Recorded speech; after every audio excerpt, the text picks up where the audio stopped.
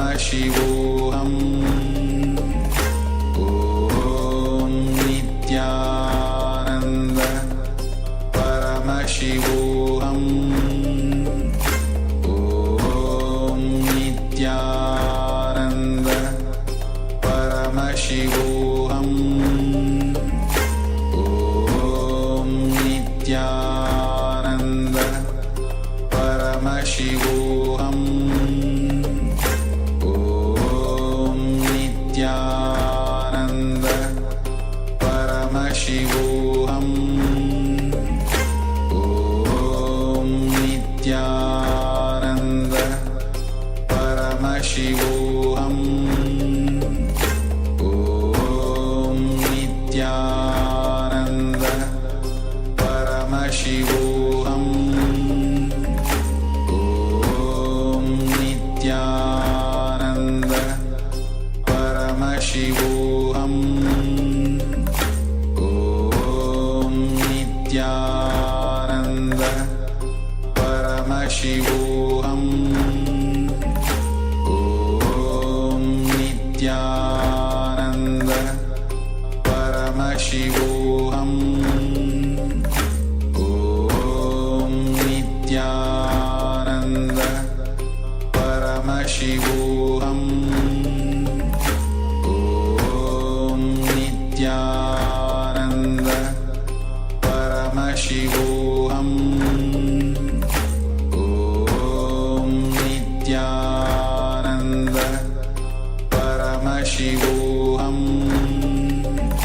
Om Nityananda Paramashivoham Om Nityananda Paramashivoham Om Nityananda Paramashivoham Om Nityananda. Yes. So you can open your eyes now. And you can share what you have been able to see through the third eye. You can share with your partner. If you have scanned any one of us here, you can let us know in the Zoom chat. And with this power, it's important that you share everything that you have seen. Even at this point, when you are in that space of oneness and seeing through the third eye, even any all the feelings, all the perceptions, everything that has been shown to you in one way or another is going to be connected with that location that you have been trying to scan, and with the inner space of the person for whom you've been doing this scanning. So share everything the way you have seen it.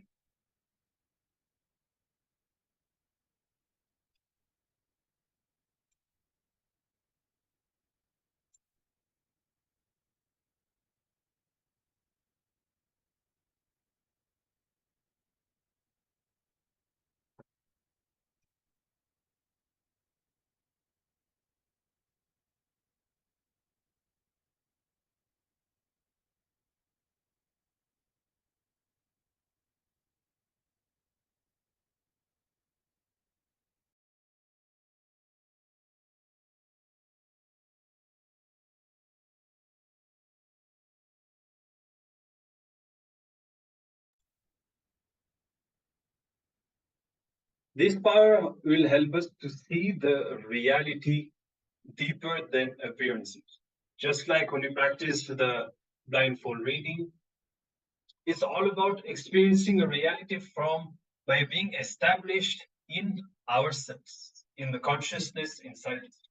So whenever we perceive, when we just see the outside, and when we look at whatever is in front of us, and when we are not aware of ourselves, this is how the delusion happens, because we are just focused on what is in front of us, but it is our inner space that experiences a reality. So it is by being more and more established in our inner space that we gain the ability to experience the ultimate reality and express our ultimate possibilities. And it is by becoming more and more established in this space that we gain the ability to manifest everything that we want, find solutions to all problems, and make everything that we want into reality. So the more we practice this power, the more we play, the more we will bring healing to our inner space, the more the deeper corners of our inner space, all the blind spots get revealed. And by detoxing ourselves from all these, we naturally achieve all the powerful cognitions naturally become our reality. So with this, we conclude this power manifestation session. You can share your experience on the social media, and let's get ready to enter our next.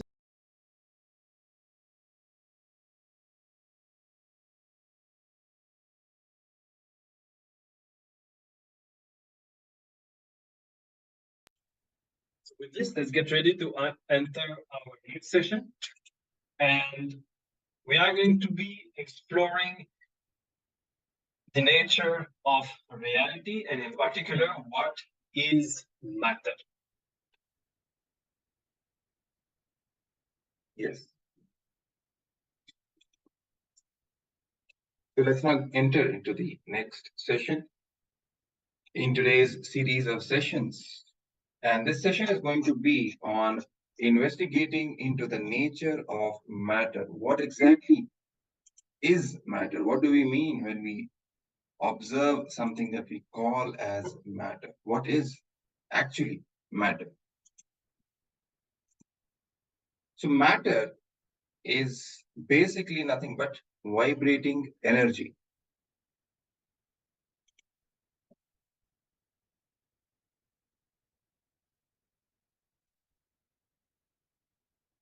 So matter is basically actually energy, vibrating at various frequencies and manifesting itself in various forms. Now, what do we actually mean by that?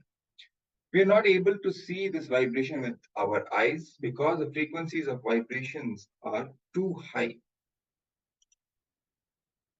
It is just as when movement is too fast, the eyes cannot perceive the moving objects as independent frames. The eyes see the objects merging into each other continuously. You must have seen this again and again. Whenever we see something moving really fast, we cannot really distinguish each and every frame distinctly, right? So we just perceive the entire thing in one continuity. For example, when a fan is moving really fast, we cannot see the individual blades, but we see the entirety of the three blades moving fast. Similarly, when energy is vibrating at a very high frequency, we are not really able to perceive the individual ups and downs, so to speak, or the waveforms, or the vibration of that energy, but it all is perceived in a uniform way as a continuation of something solid, which appears as solid to us, to our eyes, to our touch. The vibration of energy cannot be perceived by the eye. It appears to be solid matter. It appears to be solid matter. That is important here to note. It is actually energy which is vibrating at a very high frequency. Because of that, we are not able to see the eyes are not able to perceive that as energy, but it is perceived as solid matter. So energy in gross form is matter, and matter in subtle form is energy. The body is the gross manifestation of the subtle mind. The mind is the subtle manifestation of the gross body. An important thing to be understood here is that the perception of the world varies from person to person because the functioning of the mind varies from person to person. So even interactions between people are only energy interactions. For example, an atom that consists of a nucleus with a cloud of electrons around it can be compared to a football field. The nucleus is like a peanut in the center of the football field, and the cloud of electrons is like the empty space in the field. That is, it's an example to give you the rough estimation of the relative sizes of the nucleus and the electron cloud around the atom. The entire atom, if it is of the size of the entire football field, the nucleus, which consists of most of the mass of the atom, is only of the size of a small peanut kept at the center of the football field.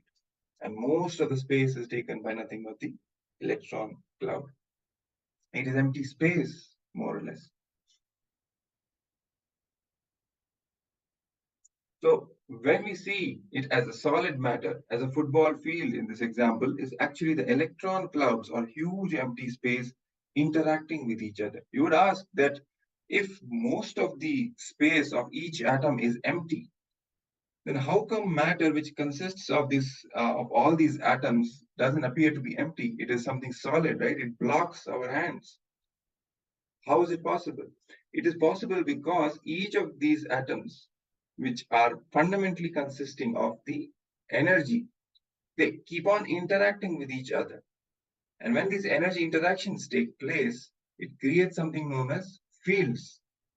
Because of those fields, electric and magnetic fields, the overall perception of this entire lump of atoms appears to be like solid. In the same way, our interactions, as in the human beings, the interaction between two individuals and contact with other people and objects are only an interaction of energies. So there is an exchange of energy that happens. You give some of your energy and you get energy from that person or object. Fundamentally, everything is energy, be it the inanimate matter, the objects, or anything that we see like a stone, or even an individual being, a human being. When two people are interacting, it is fundamentally the energies which are interacting. The subtle form of their gross manifestation, their bodies, which are minds, which are energy vibrations, vibrating at a certain frequency, interacting with each other. Now, what is the origin of this matter and energy? What is the origin of the body and the mind? From where does the energy in all objects arise? What then is the reality behind this perceived world? If we are not able to see reality as it exists through the senses, what is the nature of reality? This question is asked in the Shiva Sutras, the ancient Vedic scriptures on the science of enlightenment. So in that scripture, Paramashiva himself explains and reveals the highest truths of existence to his consort Devi, Paramashiva Shakti, Devi Parvati, who asks him the same question. What is the nature of this wonder-filled universe? What is reality, fundamentally? And as a response to Devi's questions, Paramashiva delivers 112 enlightenment techniques, which, when practiced, give the answer as a direct experience, not as an intellectual understanding alone, but as a direct experience, giving you the understanding of the real nature of reality. So this question about reality leads us to a world beyond matter and energy, beyond the limitations of space and time. This is the world where all the possibilities exist as seed. It is the essence and the origin of thoughts. It is the essence and origin of events in the material world. It is the source of both body and the mind. It is the source of both energy and matter. So in this world beyond, ordinary logic does not exist. It is something beyond what we know as the ordinary logic from which we function in the day-to-day world. The cause and effect relationships do not exist. The happening of one event does not cause another event to happen, but it is correlated with the other event that happens.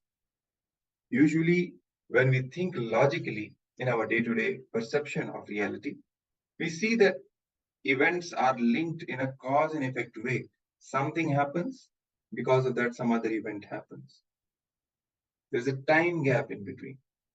So this is a cause which leads to an effect that leads to something else. So this entire time shaft appears as a continuation from past, present to future, right?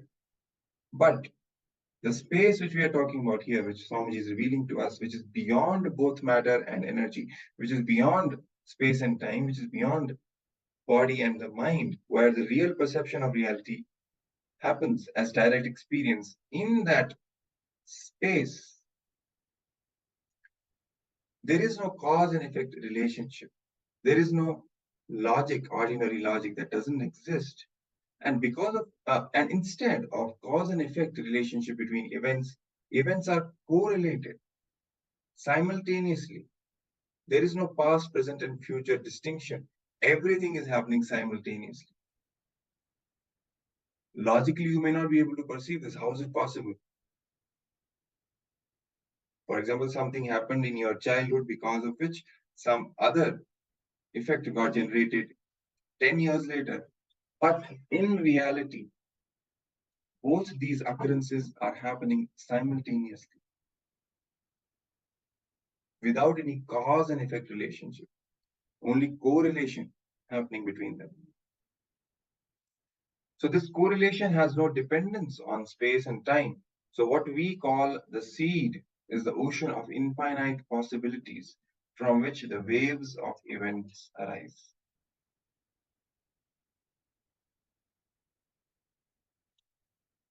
This whole existence and all its events happen as causeless auspiciousness, like waves arising in an ocean. Existence is an ocean of bliss and ecstasy. Out of the causeless, overflowing ecstasy, the wave of creation rises in the ocean of existence. That is how things happen. The divine playing with its infinite manifestations in innumerable universes is called sustenance. So dropping from the play and relaxing into itself is called dissolution. These waves arising is called creation, and dropping again from this play of rising waves into the ocean of existence into itself is called dissolution. So dissolution is a settling back into the absolute or Parabrahma state. In Sanskrit, we call it as Parabrahma state. Then, for no logical reason, the play starts again. This keeps on continuing. What we see as results are the infinite happenings in the universe. It is just a play of all the possibilities without any logic to it. There is actually no logic to the existence. It just happens as a leela of the divine, as a play, divine play. So our five senses of sight, hearing, smell, taste, and touch are our gateways to perceiving this world. They tell us that this world is made up of matter or objects in various forms, shapes, colors, and qualities. We see ourselves living in a three-dimensional world fundamentally made up of the five basic elements: earth, water, fire, air, and space, or also sometimes called as ether. So we see all the objects in this world undergoing change with time. They all undergo creation, sustenance, and dissolution with the passage of time. This is what we usually observe in the day-to-day world. Now, classical physics tells us that matter is governed by the laws of physics, like the three laws of motion, the law of gravity, the laws of fluid dynamics, laws of thermodynamics, and so on. All objects are considered to be made up of molecules, which in turn are made up of atoms, which again, in turn, are made up of three types of particles: protons, neutrons, and electrons. We all learned all these basics in our school, and we remember these fundamentals.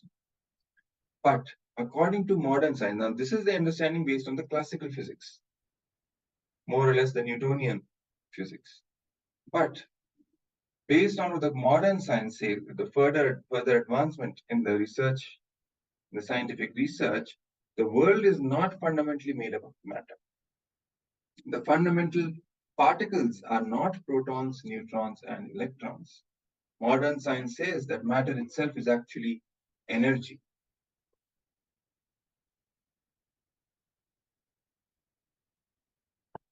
Albert Einstein, the famous scientist, his equation, the famous equation E equals mc squared, where E is the energy, m is the mass of the object, and c is the speed of light, proves the equivalence of matter and energy.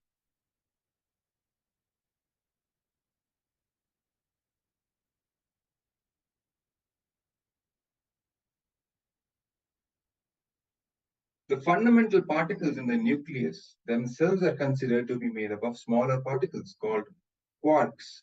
Now, in the previous understanding, we understood that, okay, nucleus is the smallest, nucleus and the electron cloud, nucleus itself consisting of protons and neutrons. But even protons and neutrons and even electrons, these particles are further made up of smaller elements or smaller particles called as quarks, which are bound together by something which are called as gluons. The surprising thing is that the mass of gluons is zero. There is no extra mass because of the new gluons. And the mass of the quarks is only 5%. The study says the missing 95% comes from the energy of the movements and interactions of quarks and gluons. So energy and mass are equivalent. I can explain it again. In an atom, fundamentally, we have understood that there are three types of particles: protons, neutrons, and electrons, right? Which in turn are something which are made up of quarks. These quarks are bound together by gluons, another set of particles. So the entire mass of the atom should be consisting of the mass of quarks and the mass of gluons. But modern science says the mass of gluons is zero, which means the entire mass of atom, the total mass of the atom, should be the total mass of all the quarks which form that atom. But research also says that the mass of quarks is only 5% of the total mass of the atom. So where does the rest of the 95% of the mass come from? There is no other particle here. The 95% of the mass comes from the interaction between these quarks and the gluons. The movements that happen. Consistently, these particles are vibrating, moving. They're not static. They're moving and interacting with each other. So this energy is what creates the mass of the atom. So this equivalence between the energy and the mass is what the Einstein's equation is really revealing. And it also reveals a fundamental reality here that what we call as the matter, which we perceive as made up of these particles, is actually nothing but energy.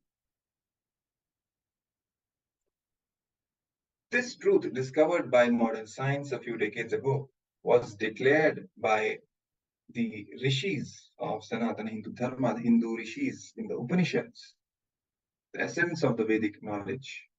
The very first line of the Ishavasya Upanishad, written thousands of years ago, declares Ishavasyam idam sarvam, or all that exists is energy.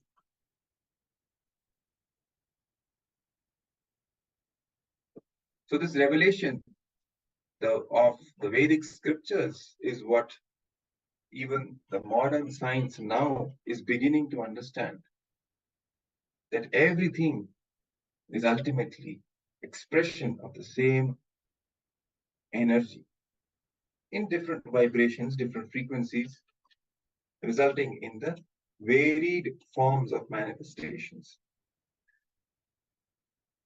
So this is what the understanding of reality, understanding of matter in particular, is according to Hinduism and also now being conquered by the modern science, the revolutions of the modern science. So now we'll be watching a couple of short videos where the Supreme Pontiff of Hinduism will be taking us into higher understandings about the nature of matter, source of matter. What is exactly matter? Let's watch.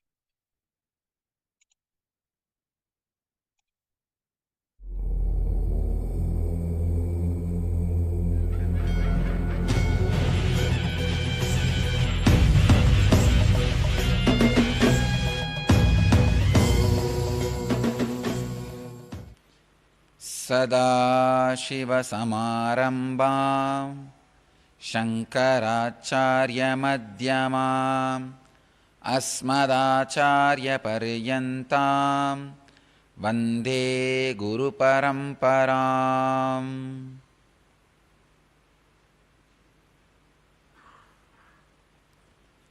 I welcome you all with my love and respects.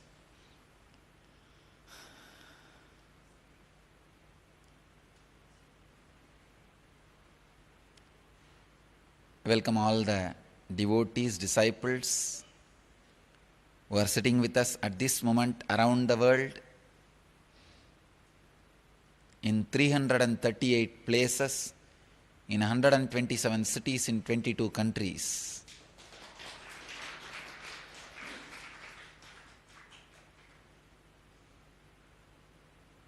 Apart from that, there are 16 cities around the world sitting with us in two-way connection, video conferencing. Los Angeles, San Jose, Seattle, Ohio, Phoenix, Malaysia, Guadeloupe, Singapore, Dubai, UAE, Hyderabad, Golden Enclave, Annanagar, Adayar Satsang Center, Taramangalam, Morocco, Brazil. I welcome all of you.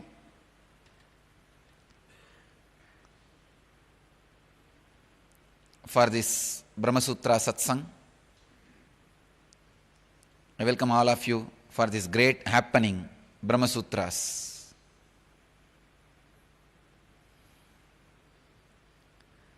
Today's sutra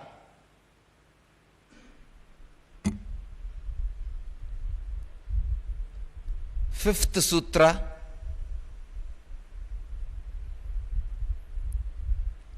in the first chapter, fifth sutra, Ikshatena asabdam. As I said, just 2 words, not more than 2 words. Just 2 words. And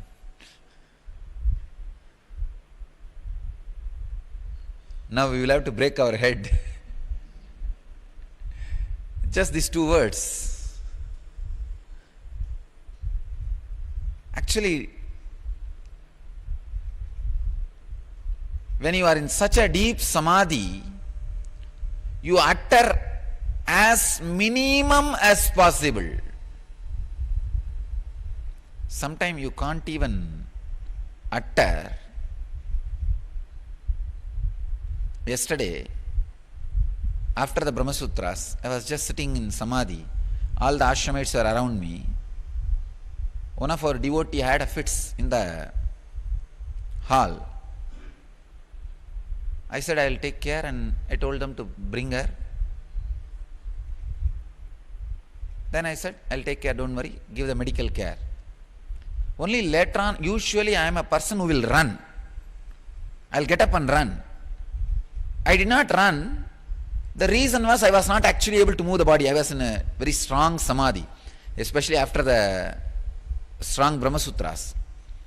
But suddenly, late in the night, I remembered, I did not even tell them that why I did not come out, why I did not run towards them. Later on I thought, of course, they are devotees, they won't mistake. I did not even, I only used the word, I'll take care, don't worry, take them to medical care. Did not even use, I should have told at least why I did not come out, why I did not get up from the seat and go there. Later on I remembered, why I did not tell? Usually I am a person, I will tell.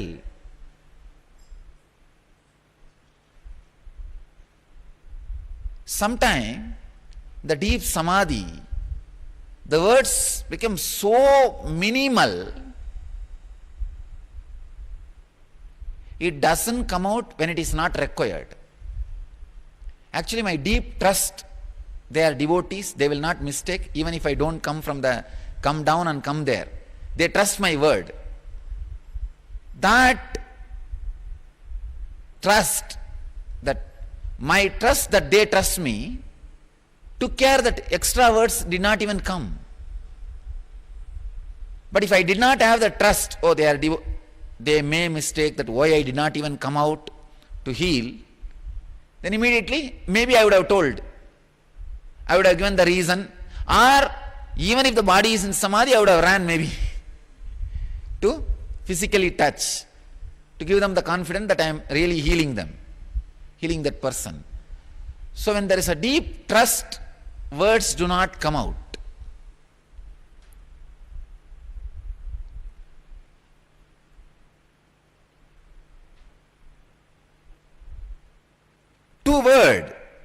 Just two words, ikshaterna sabdam. Ikshatena sabdam. But one of the world's biggest problem is analyzed just in this sutra.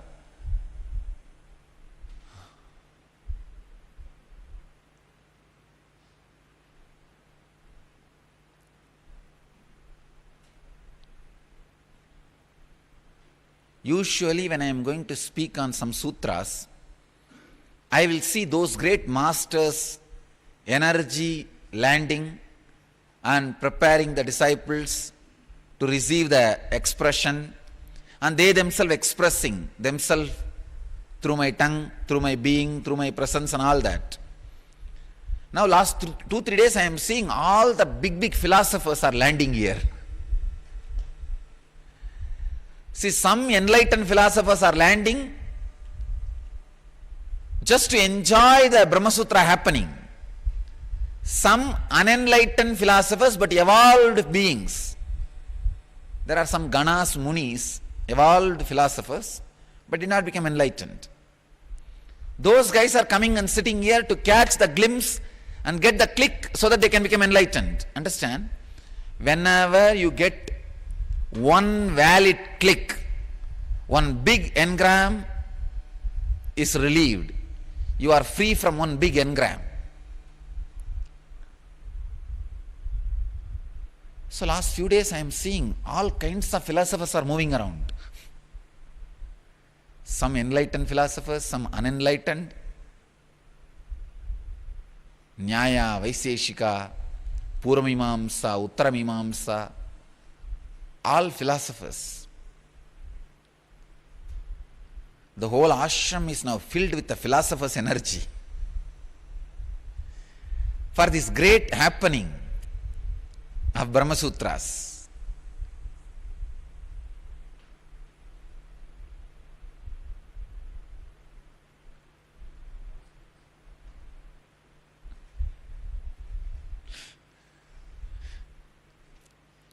Bhaktas are very auspicious people. Devotees are very auspicious, whether they are enlightened or unenlightened.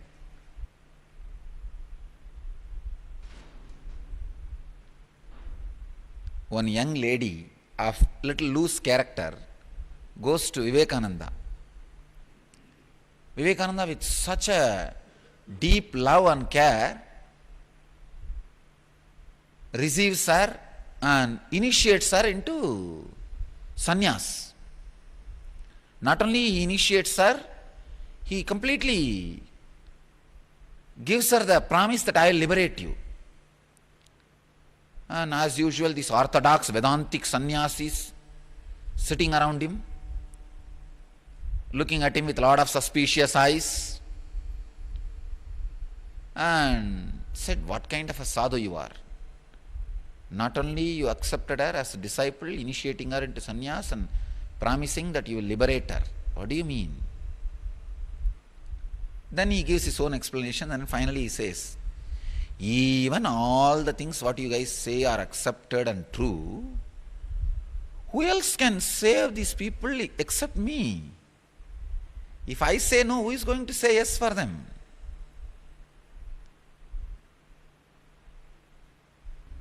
All right. Okay. Let's enter into the sutras. Ikshaterna sabdam, ikshatena asabdam. Swami Gambhirananda's translation goes as the pradhana of the Samkhyas is not the cause of the universe because it is not mentioned in the Upanishads, which fact is clear from the fact of seeing. So Swami Veereshwarananda translates as on account of thinking, being attributed to the first cause by scriptures of pradhana, is not the first cause referred to by them. It pradhana is based on the scriptures. God. I don't know how many of you understood. It's one of the important analysis. One of the great thing in the Brahma Sutras is it is analyzing the greatest problems, like what is the distance between sun and the moon, moon and the earth and the sun. All these kind of high level things are discussed in the same equal importance is given to the day-to-day problem, like why the rice price is rising.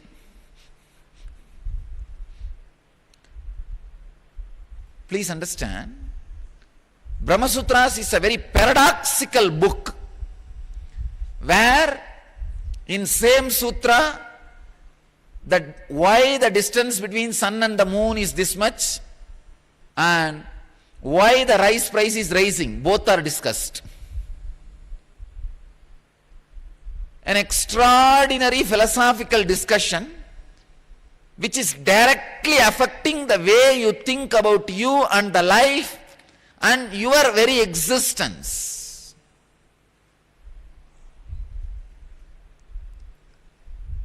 Here the important problem which is being discussed is whether origin is consciousness or matter. Sankhyas, I can say, first human beings who started thinking are Sankhyas. First man who started thinking is Kapila, who is the master of Sankhya philosophy. I want all of you to know. We, the Nityananda Sampradaya, originally belonged to Kapila's Sampradaya, Nirvani Akada. We are senior than Vedic tradition. Understand? The Vedanta Sampradaya is Uttaramimamsa. These Brahma Sutras are called Uttaramimamsa Sutras. Before this, there is a Purva Mimamsa.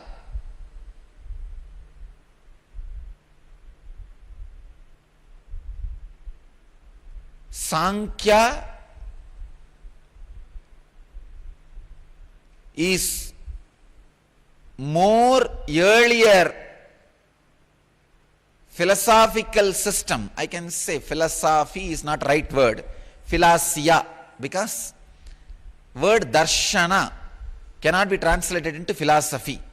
It can only translate into philosia. Darshana means what is seen. In your inner awakening, what you experienced becomes darshana.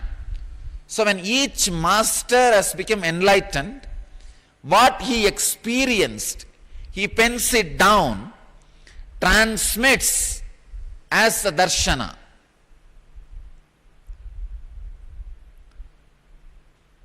So the first darshana is Sankhya, senior most darshana, the oldest darshana, oldest thinking system, oldest cognition system, where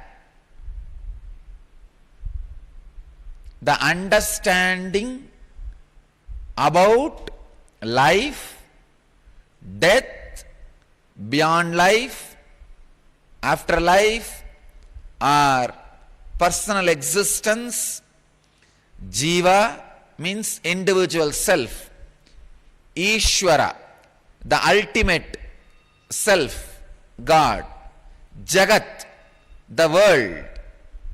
In Jagat, two part, nature and man-made, society.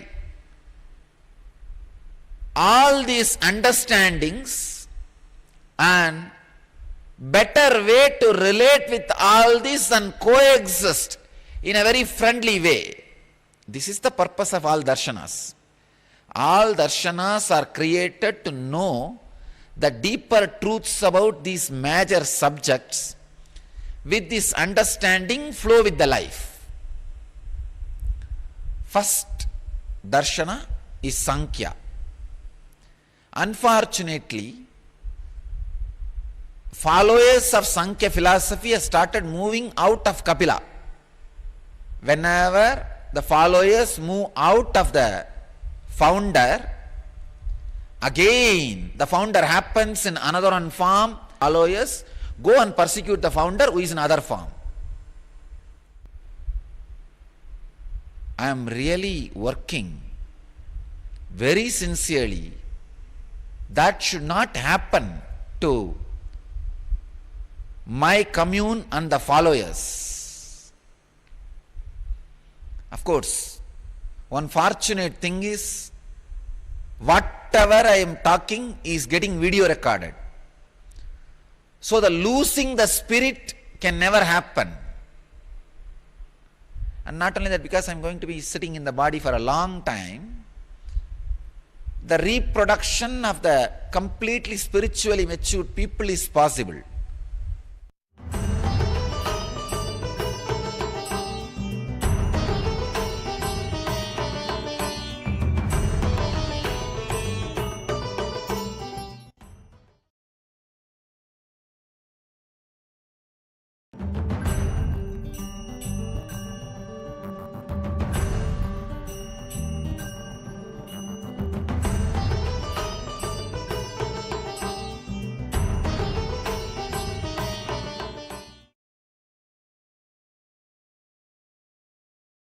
Paramashivoham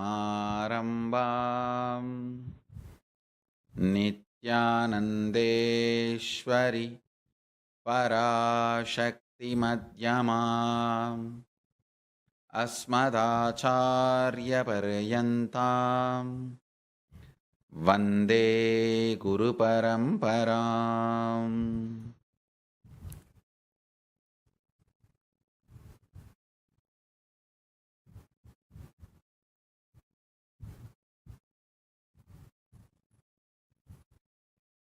I welcome you all with my love and respect. I welcome all the devotees, disciples, samajis, satsangis, Shrimahans, Mahants, Tanidar, Kotari, visitors, viewers, sitting with us all over the world through Nityananda TV and Paschima Kailasa, Adi Kailasa. I welcome all of you with my love and blessings. Subject for today's webinar, matter and antimatter. Around the world, different researchers, scientists who are working on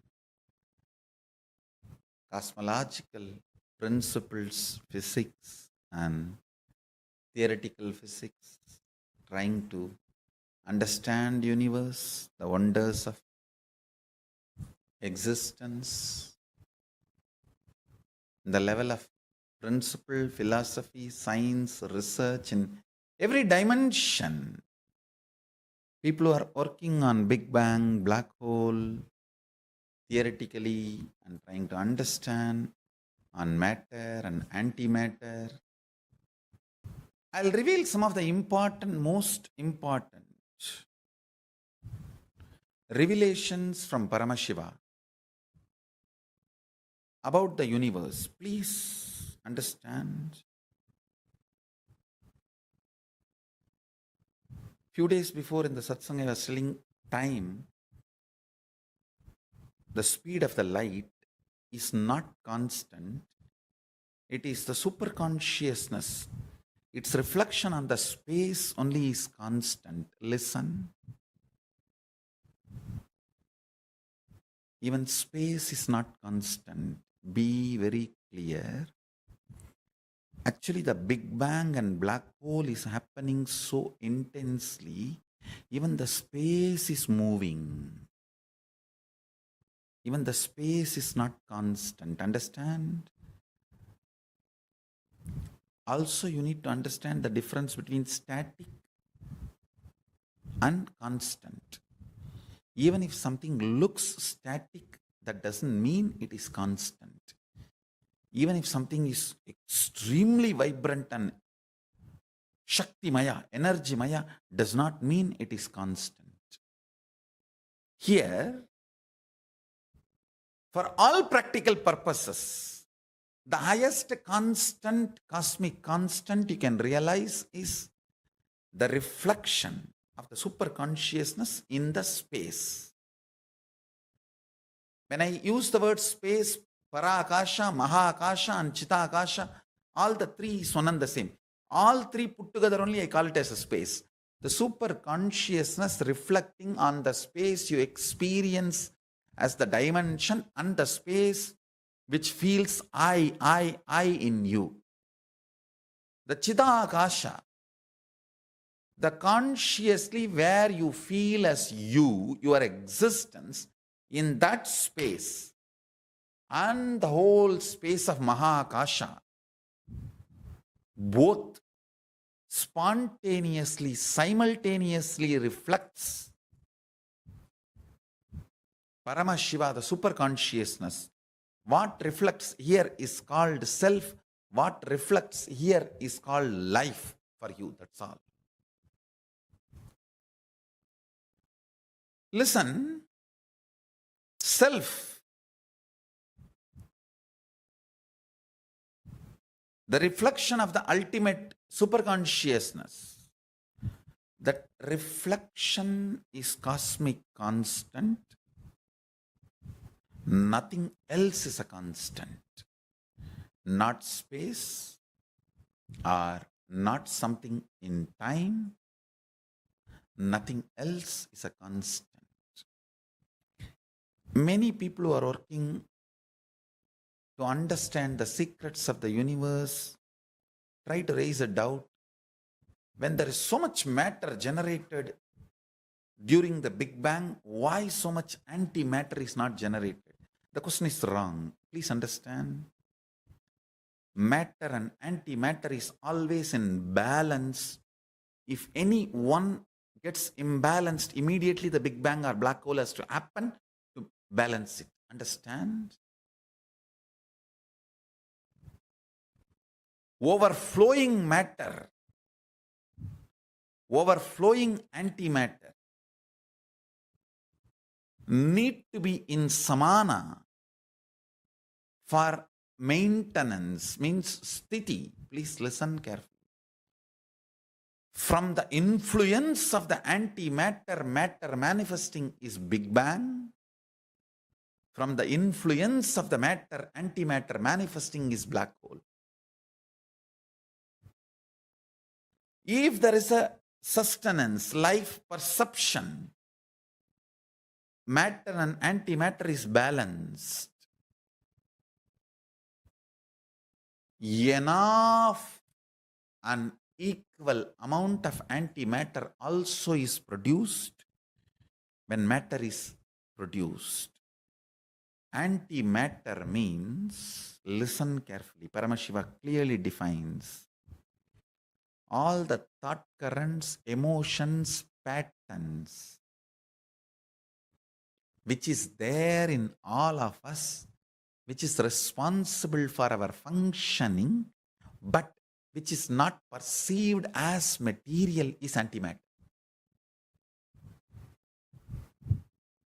Listen. Which is there in all of us, patterns, emotions, thought currents, feelings, experiences,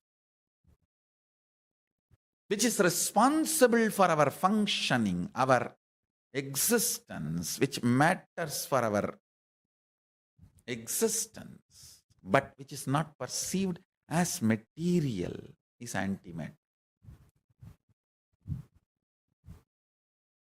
Enough quantity of antimatter also is released along with matter. Person who understands antimatter matters for life starts making the cognitions related to antimatter. I tell you, how much you avoid poison, poisonous food, toxics in your system, that much you need to avoid toxic patterns and poisonous patterns.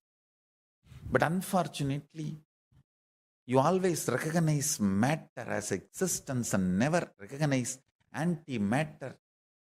You don't give the due right to the antimatter in your life and fail, land in accidents and collapse. Ignorance is not cute. You claiming, oh, I don't know about antimatter, I am too simple, man. Simple beings are not successful. Ignorant beings are not successful. It's only integrated beings are successful.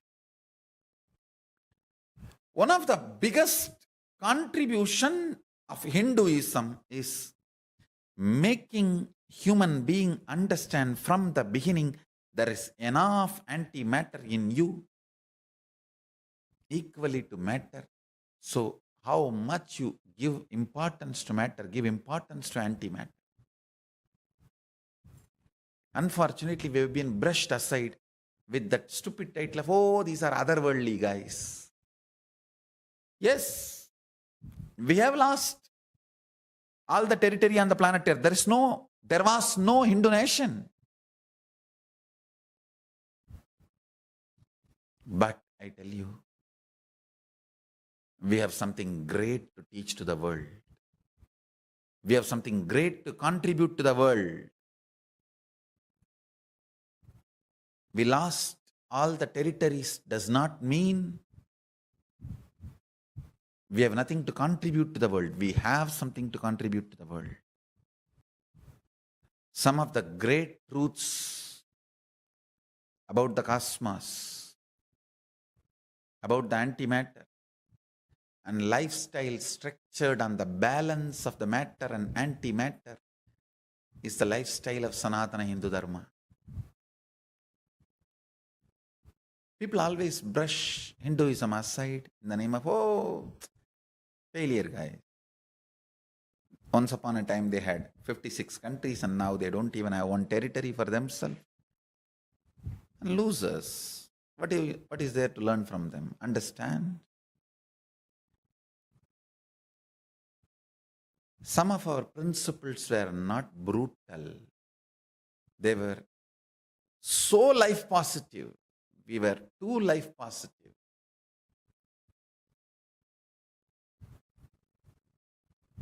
That does not mean we have nothing to contribute. Yes, we might have lost the territory. As I made the statement, ignorance is not cute. Our ignorance about the violence of the human beings was not cute. Even in the war, we were principled warriors. We didn't know The enemies don't have any principles. They were brutal. We might have lost the territories, but we have something great to contribute to the world in the field of consciousness. If you cognize the higher reality about the antimatter, your life will be a powerful manifestation of completion, fulfillment, higher form of existence. Understand? The first powerful cognition you need to cognize, whatever you perceive as matter, existence of your life, equivalent amount you need to perceive, cognize the antimatter component of your life. Antimatter, avyakta, unmanifest, drives the matter. Antimatter is the energy source of the matter. The avyakta manifests as vyakta, and avyakta continues to be the driving force of the vyakta. Unmanifest continues to remain as the driving force of the manifest. If you are diabetic, how seriously you avoid sugar and other food items which can trigger diabetes. To the same level, you need to avoid stress. Unfortunately, the importance to the antimatter cognitions are less, far less than the matter cognition. In every level, you can't be complete life negative in your thinking, filled with fear, and expect grand successes to follow you. No. Fear need to be used like a pickle wherever required. Not more than that. If you know how to use fear as pickle, you know the realistic threats and unrealistic lies. And the life can never cheat you. Life will never cheat you. You will never be cheated. In every level. Understand, I am repeating. Ignorance is not cute. Yes, the ignorance in the level of the political strategies our ancient kings had is not cute. That is why we lost all the territories. We had once upon a time 56 desas on the planet Earth. Almost all the population, all the civilization was Hindu civilization. And if you go to the small kingdoms, more than 150. The large kingdoms itself, 56. Today we don't have even one. Not a single Hindu nation. I think it is my responsibility to bring not just spiritual legitimacy and religious legitimacy and social legitimacy. It's my purpose. Purpose of my life, my happening, is to bring spiritual, social, religious, and political legitimacy to Hinduism. It's my vision to have at least one place where the Vedas and Agamas and Manusmriti is practiced legitimately as the constitution and law of that land. With the Paramashiva's grace, with the grace of Paramashiva, hope we will be successful. Yes, our kings, due to their ignorance, they lost territories. But that does not mean we have nothing to contribute. Surely Hindu tradition has something huge to contribute, especially for over-mattered materialistic civilizations.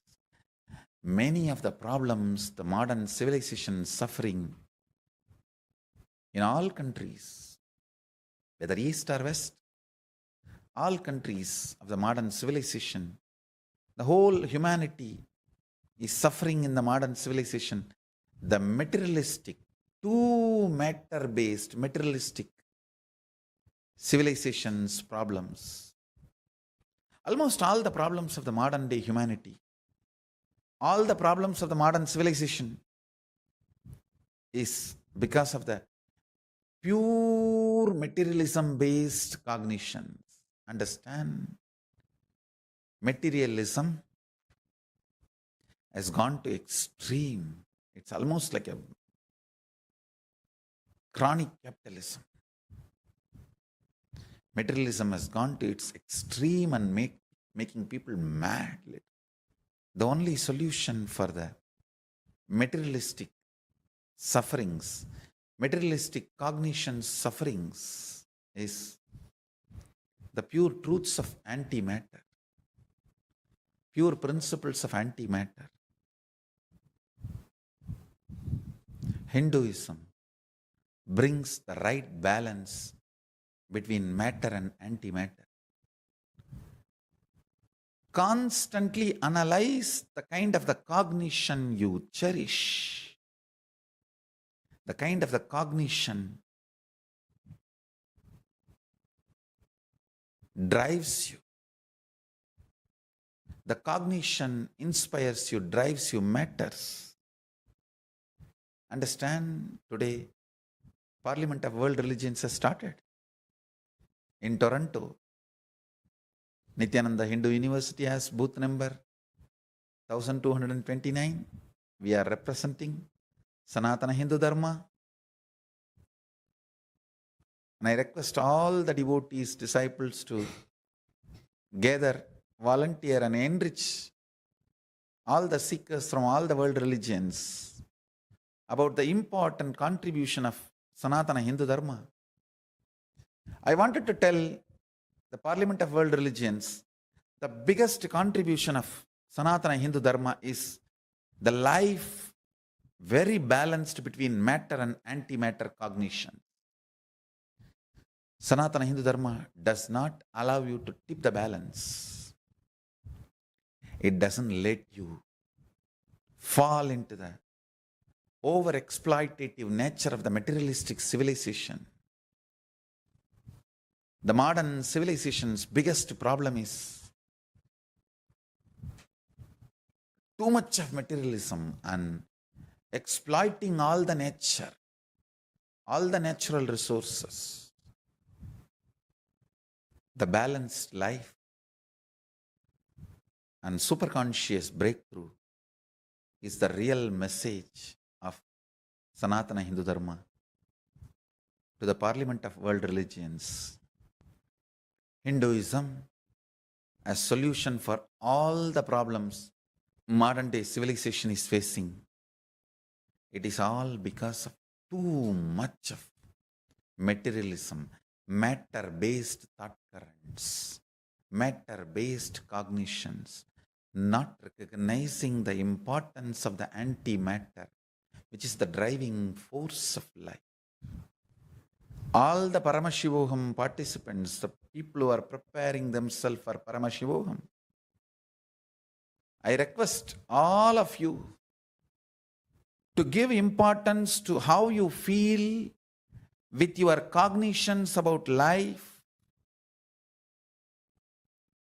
how your higher cognitions are important for your existence. Your higher cognitions are too important for your existence. You need to understand. Give more and more importance to how you feel, how you cognize your whole day.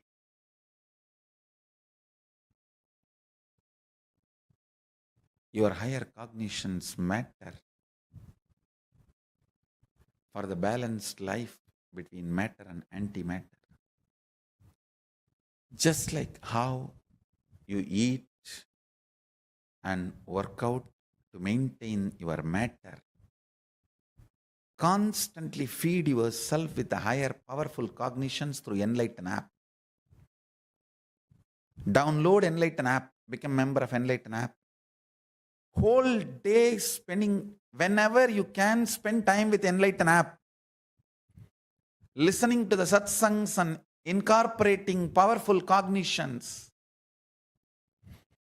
Raising your antimatter to the higher cognition, to the higher level of existence. I tell you, raise your antimatter, inner space, to the higher level of existence.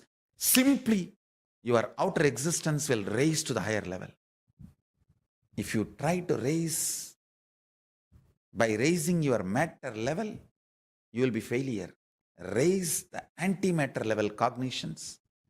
You will be successful exactly, rightly, with the completion and fulfillment as you want and something more. Understand, if you raise the status of the matter, you will not be successful in raising the state of the antimatter. If you raise the state of the antimatter, you will be successful in raising the status of your matter. Every minute you spend with Enlighten app, you are directly talking to me. You are in my presence. You are in the satsanga. Whole life should be satsanga. Nitya satsanga. Let your life become eternal satsanga. Constantly, whenever you can, spend time with Enlighten app. It will enlighten you. Because the antimatter component of you needs to be fed continuously with powerful cognitions. And I have delivered enough of powerful cognitions. I have revealed enough of powerful cognitions. It's all available now in the Enlighten app. It's getting added and loaded. Spending time with Enlighten app is the solution for a balanced life of matter and antimatter. So everyone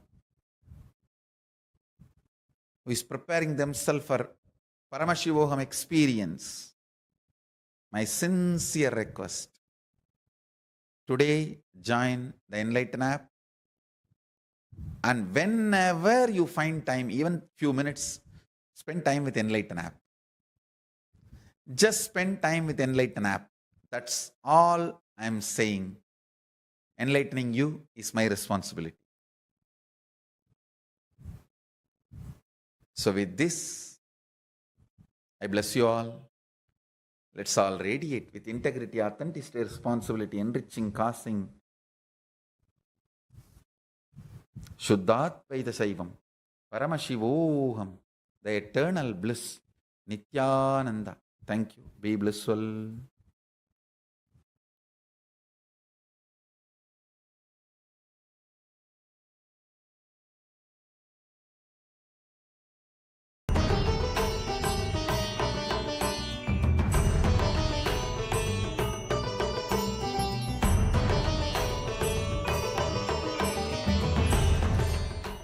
Yes. So very beautifully, Swamiji has revealed how to raise the status of the matter in our lives. We need to work, in fact, on the antimatter, on the software of our lesson. What kind of cognitions, what kind of thought currents we have inside. Because finally, it is these that determine what kind of life experience we manifest. So we should not get deluded trying to adjust the matter, working to change things out. But we need to realize this truth and put our focus back on our inner space, working on our inner space, manifesting the powerful cognitions and raising the level of the antimatter inside us. This is what is going to make us successful in any and all dimensions of our lives. Okay, so we'll be getting into a short internalization exercise so that we can apply everything that we have learned just now. So very simple, just look in and see in every dimension, in every aspect of your life. Are you functioning based on matter or antimatter? So is your life primarily materialistic? So look into every aspect of your life and identify which aspects need more antimatter. So see what kind of understanding you have. Are you having a higher understanding? Are you living based on powerful cognitions or not? So you can see all dimensions of your life could be, let's say, even let's take an easy topic. Let's say about food, for for for example. So what kind of diet do you have, or what kind of a frequency do you eat?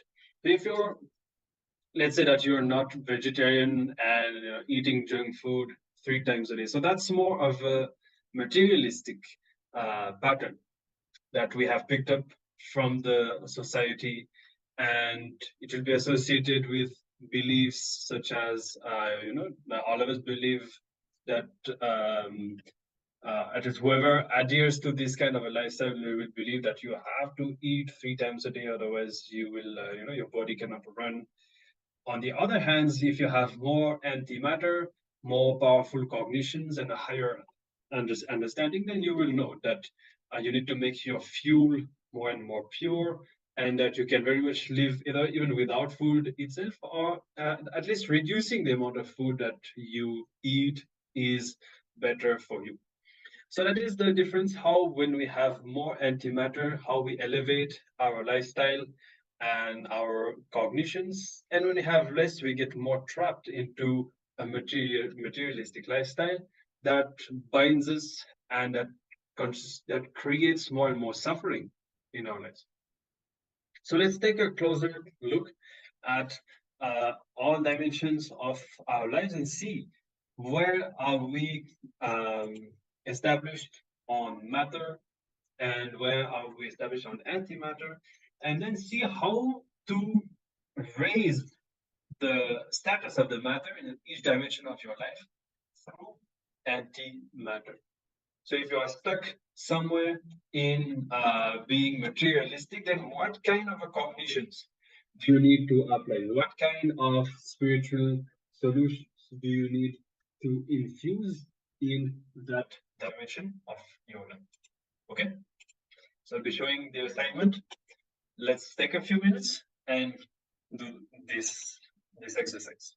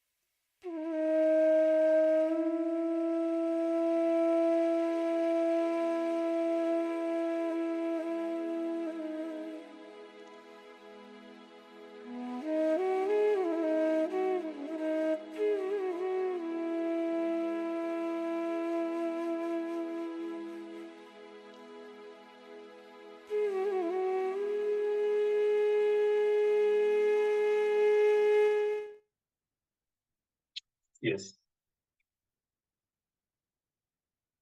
So we are done with this exercise. Remember this truth that the change always happens from within. We can never change our life or any dimension of our life by working on the matter, because the matter is fundamentally created from the antimatter. It's from our inner space that things in our lives manifest. And the way people respond to us, the way life itself responds to us can be completely transformed. It can completely change much beyond our logic the moment the change happens in our inner space. We should never get clutched trying to change things outside. But remember that things can miraculously change. And people, the kind of situations that we manifest, the way people feel towards us, even things that we believe are completely frozen, for which there is absolutely no solution. The moment the space changes inside us, things can miraculously transform much beyond our logic, much beyond what we could expect. And that happens when we work on the antimatter, raising the antimatter inside us, shifting our cognitions from materialistic driven cognitions towards the antimatter, more spiritual cognitions, powerful cognitions. All right. I hope this exercise helps you to gain clarity. And with this, we come to the end of this session on the nature of matter and introducing revelations from the Supreme Pontiff of Hinduism on antimatter. Very vast topic. We could delve into it even more than that, but at least we have learned how it directly relates to our lives, how it affects and how to harness its power in our lives. All right. So with this, we come to the end of today's sessions. Today's Paramashivoham Level-2 on the science of reality and these deeper revelations from Swamiji on this very vast science of reality and how to go beyond the Maya, the delusion of sensory perceptions, to experience the ultimate reality, which is synonymous with freedom, liberation, bliss, empowerment, and with various techniques, various processes that we have learned today. All of us would have had a powerful experience, powerful glimpses, introduction to this great science. We invite you tomorrow to join us again. Tomorrow we'll be looking into the science of health revealed by Swamiji and many deeper revelations and deeper understandings about health. For example, how even a wrong belief that we have about ourselves can deteriorate ourselves by triggering stress continuously inside us and agitating us, creating insecurity inside us. So health has so many more dimensions. It's not just purely physical. There are so many more dimensions that the modern science, the modern medical science does not know or does not teach. And we're going to be learning about that tomorrow, including practices, detox practices that we can learn and easily apply from wherever we are. All right. So make sure to be there. Tomorrow we'll be starting the day as usual with our powerful yoga sessions, 3 hours of Vidya Vinyasakrama to prepare our body for the higher experience, and so that all these powerful cognitions and power manifestation and all of this can easily become our experience. Make sure to be there. Now with this, let us conclude And let us chant the Purna Mudra. So let us bring our hands in Atmanjali Mudra, remembering Swamiji and expressing our gratitude for everything that we have received today, creating a space of completion inside us.